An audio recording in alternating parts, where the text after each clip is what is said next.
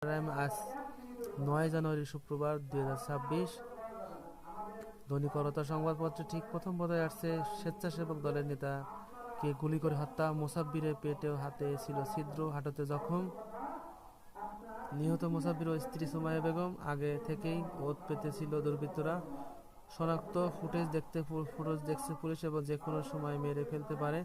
স্ত্রীকে প্রায়ই বলতেন মোসাব্বির এবং স্বেচ্ছাসেবক দলের বিক্ষোভ ও কাল এবং মোসাব্বির হত্যা নিয়ে ফখরুল অন্তর্বর্তী সরকারকে বেকায়দায় ফেলতেই হামলা এবং অন্তর্বর্তী সরকারকে বেকায়দায় ফেলতে স্বেচ্ছাসেবক দলের সাবেক নেতা আজিজুর রহমান মোসাব্বিরকে হত্যা করা হয়েছে বলে জানিয়েছেন, দাবি করেছেন বিএনপির মহাসচিব মির্জা ফখরুল ইসলাম আলমগীর। এবং গতকাল বৃহস্পতিবার বিকালে এক বিবৃতিতে তিনি প্রতিক্রিয়া জানান এবং মির্জা ফখরুল বলেন, ছাত্র জনতার আন্দোলন আমি স্বৈরাচার শাসক গোষ্ঠীর পতনের পর দুষ্কৃতকারীরা আবারও দেশে অস্থিতিশীল পরিস্থিতি সৃষ্টি করছে। এই ছিল উল্লেখযোগ্য সংবাদ শিরোনাম। ধন্যবাদ আমাদের সাথে থাকার